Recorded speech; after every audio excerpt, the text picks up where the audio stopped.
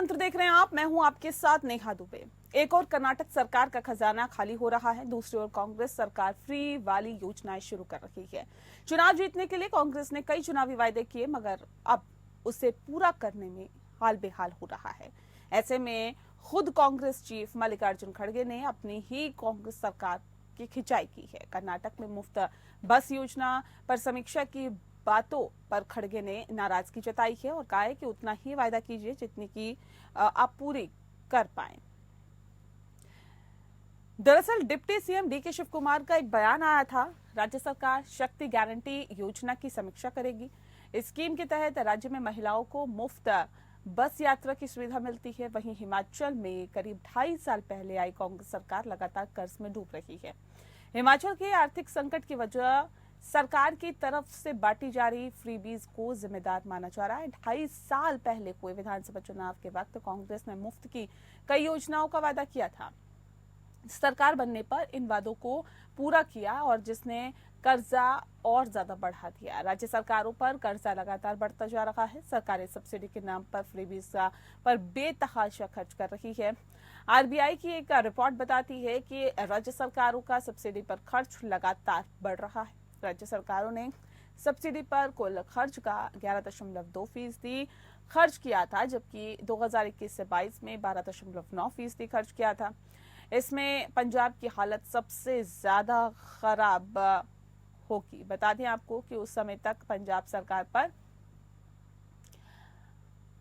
GSDP का 45% से ज्यादा कर्ज हो सकता है। वहीं राजस्थान, केरल और पश्चिम बंगाल का कर्ज जीएसडीपी के 35% तक होने की संभावना है। ऐसे में चुनावी वायदों पर सवाल उठना लाजमी हो जाता है।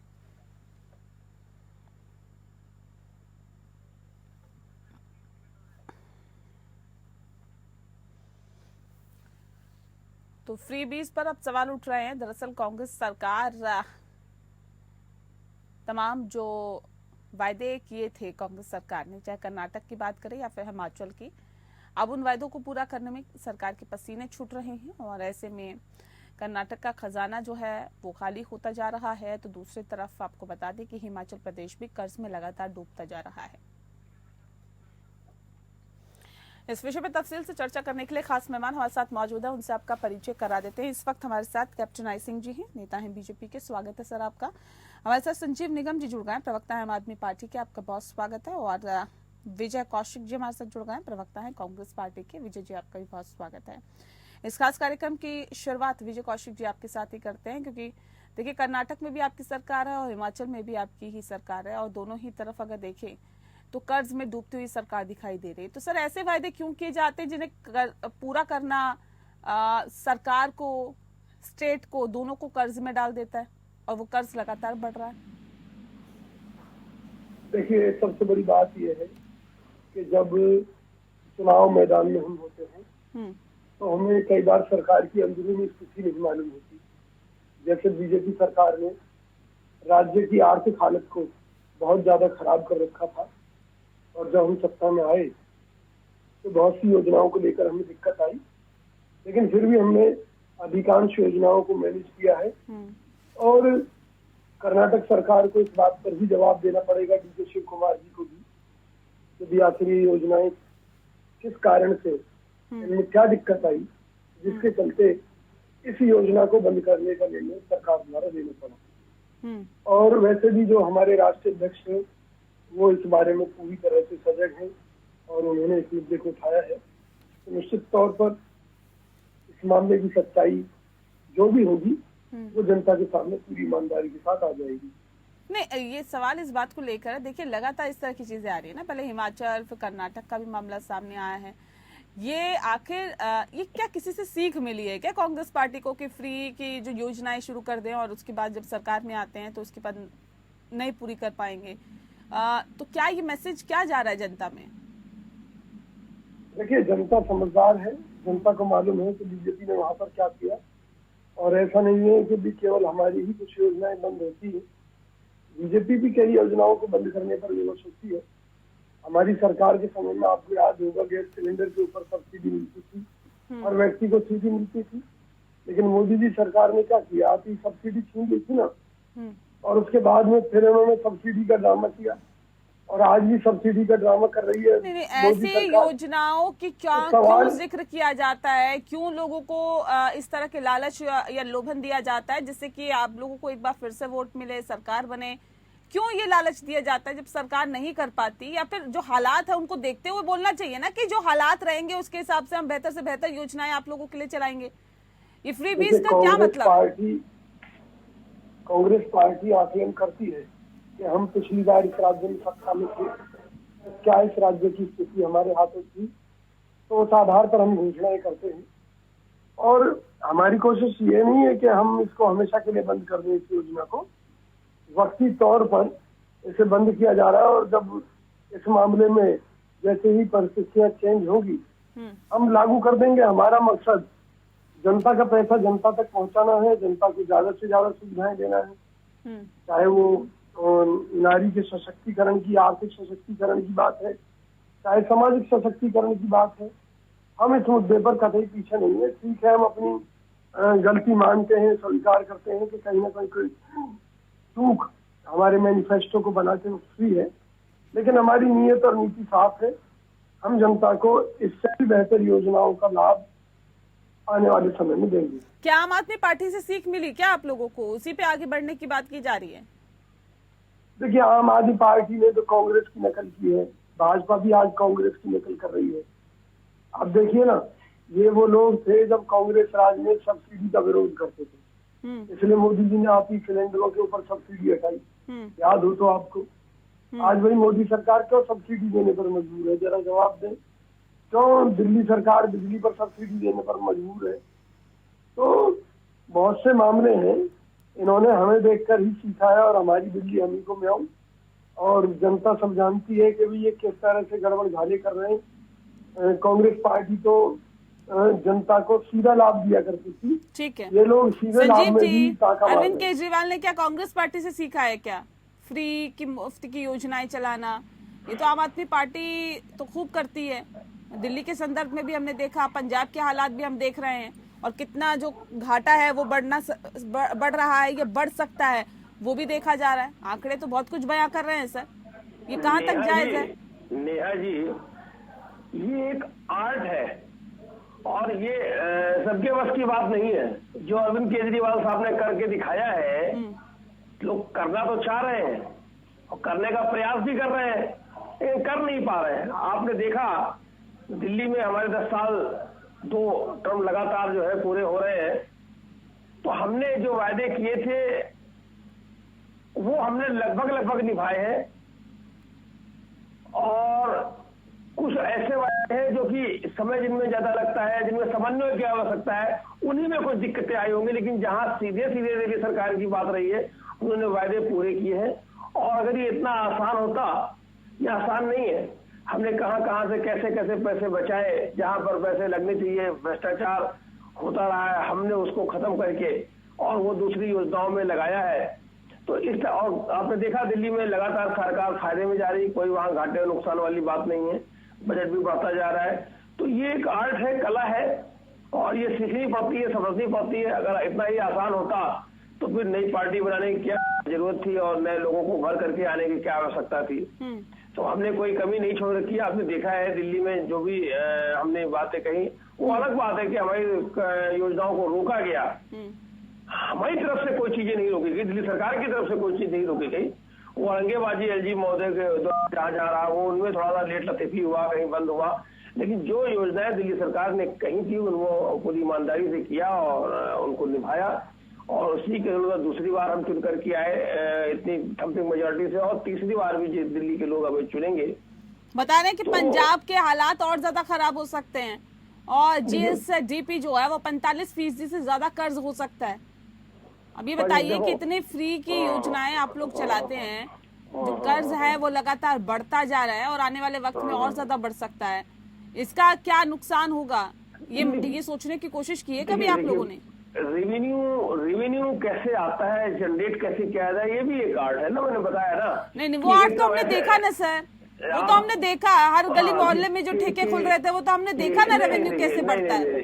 रेवेन्यू कहाँ से कलेक्ट किया जाता है, कहाँ से किया जाता है बताइए ना। कैसे कलेक्ट किया जाता है? आम आदमी पार्टी की सरकार कैसे कर रही थी बताइए, दिल्ली में क्या किया जा रहा था बताइए ना। आप फिर वो देखिए, वो विचाराधीन है, उस पर अगर आप बहस करेंगे पूरा वो विचाराधीन है।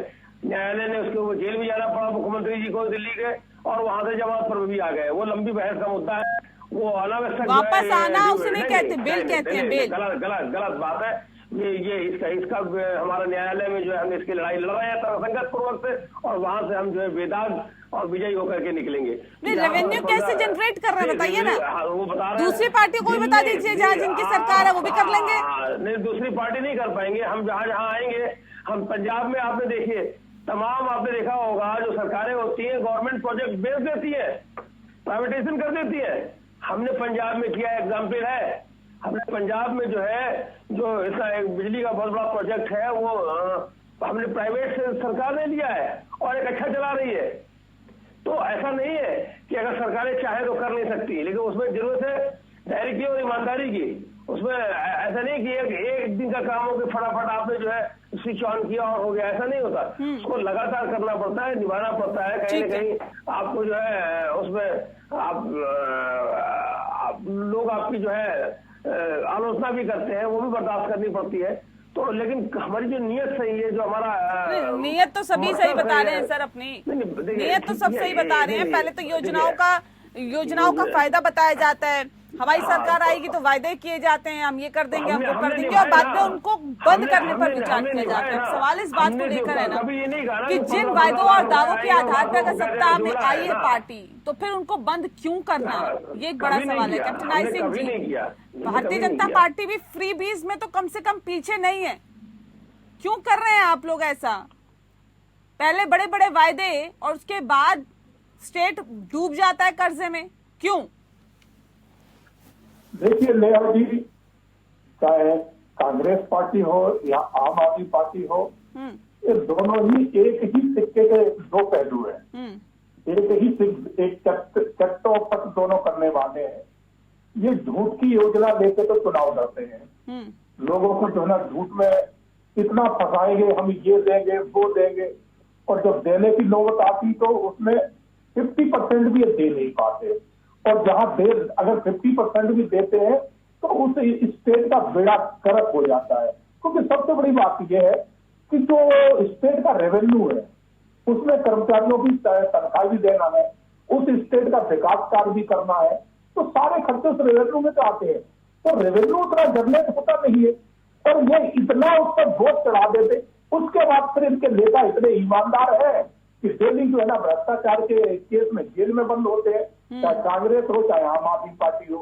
तो अब जो स्टेट की जो इनकम है उस पर भ्रष्टाचार भी करेंगे, फिर भी बांटेंगे, तो विकास कहां से होगा? इसी तरह से आप हिमाचल का देख लो, आज हिमाचल 8,000 करोड़ के 8,135 करोड़ के कर्जे में दबी हुई है। वहां कर्मचारियों को समय से सैलरी नहीं मिल रही है, और विकास तो दूर दूर तक आप सोचे मत कि हिमाचल में कुछ हो रहा है। इसी तरह से हम दिल्ली में आपको ले आते हैं, क्योंकि हम भी दिल्ली में रह रहे हैं, लिहाजी आप भी दिल्ली में है। आपने देखा होगा कि दिल्ली की कितनी बुरी हालत है कि जमुना जी, देखो अभी डेली न्यूज में दिखाया था जब जमुना जी की क्या हालत है कि झाड़ उठ रहे हैं।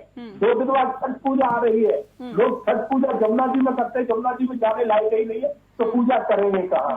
अब रोडें देख लो दिल्ली की कितनी अच्छी बनी है, कोई रोड अच्छी नहीं। अगर VVIP से छोड़ दिया जाए जो केंद्र मुफ्त की योजनाओं की बात करिए ना सर, राजस्थान भी पीछे नहीं है ना सर, उसमें राजस्थान भी कर्ज में डूबता जा रहा है। देखिए हमने राजस्थान में अगर कोई योजना दी है तो उनको तरीके से उनको फॉलो कर रहे हैं, और ऐसी बात नहीं कि हमने नहीं दी, हम दिए, केंद्र की भी हमारी चल रही है। आज में 80 करोड़ लोगों को अगर अनाज दे रहे हैं तो दे रहे हैं, और हमारी केंद्र की कोई योजना बन रही है, ना ही हम कोई कर्जे में डूबते जा रहे हैं।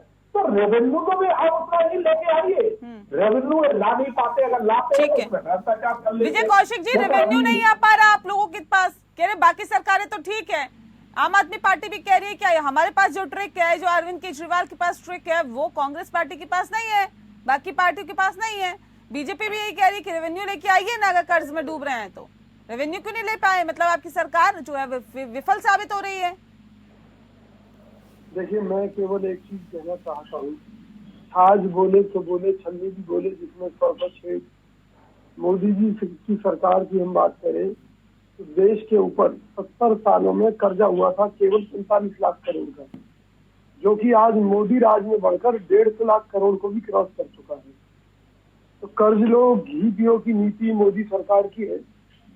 ना सांसदों के वेतन भत्तों में कोई कटौती हो रही है, ना बीजेपी सरकार के मंत्रियों की ऐशो आराम में कोई कटौती हो रही है।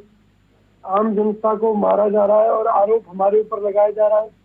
अरे भाई, कर्नाटक को कर्जे में किसने डुबोया? मोदी सरकार ने डुबोया। वहाँ भाजपा की सरकार थी, BS येदियुरप्पा, जिन्हें खनन माफिया के नाम से जाना जाता है।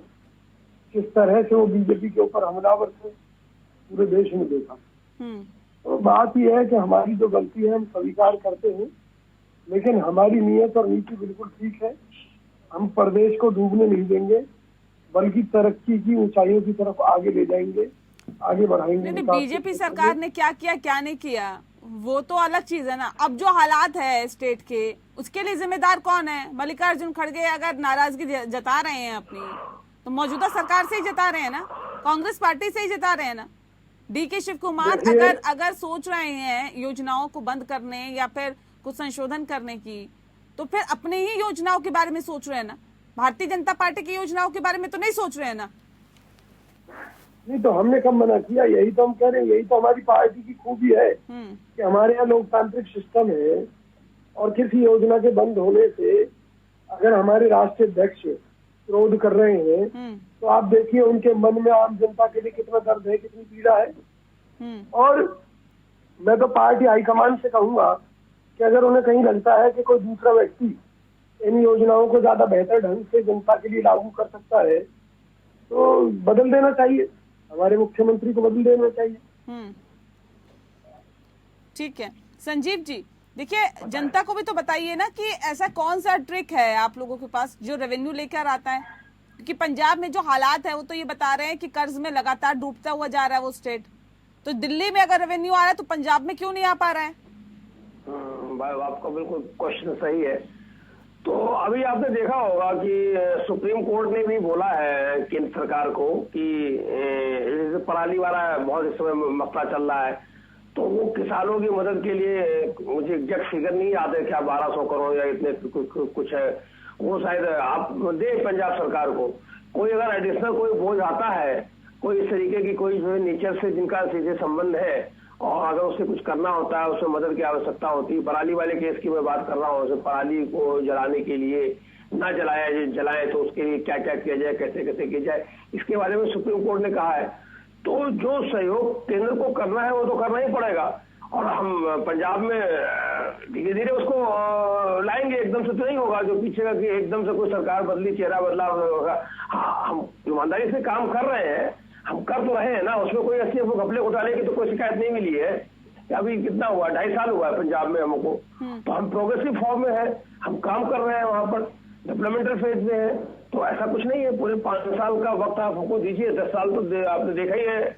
नहीं, 5 साल का वक्त तो है ही आपके पास, देश की पंजाब की जनता ने आपको दिया है 5 साल का वक्त। लेकिन सवाल इस बात को लेकर है ना, जो आंकड़े आ रहे हैं ना सर, वो ये बताते हैं कि पंजाब में आने वाले दिनों में यही हालात रही, यही फ्रीबीज चलता रहा, यही मुफ्त की योजनाएं आगे भी कंटिन्यू रही, तो कर्ज बढ़ जाएगा, कर्ज बढ़ जाएगा। तो सबके लिए चिंताजनक बात है ना सर।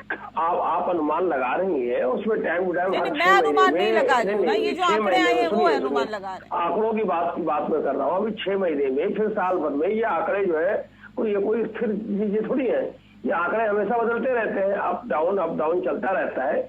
अगर आंकड़े आज ऐसे हैं तो आगे वाले इनमें सुधार भी संभव होगा, क्योंकि हम एक निरंतर पॉजिटिव फेज में हम काम कर रहे हैं। तो आगे आने वाले दिनों में हमें विश्वास है, हम इस भरोसे से जो है आगे काम कर रहे हैं कि ये इन आंकड़ों में अगर है तो आज कमी भी आएगी, क्योंकि अच्छी नीयत और साफ उससे नीयत से हम लोग काम कर रहे हैं।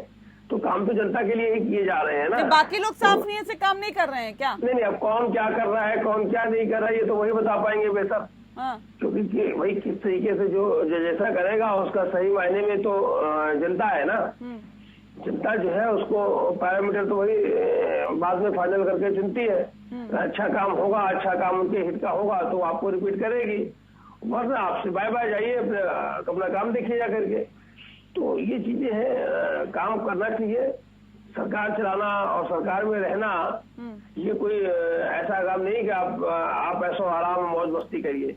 ये देश की सेवा, प्रदेश की सेवा और लोगों की सेवा करने का एक माध्यम है। ठीक है कैप्टन आई सिंह जी, देश की सेवा, प्रदेश की सेवा करने में भारतीय जनता पार्टी कोई कोर कसर छोड़ रही है क्या?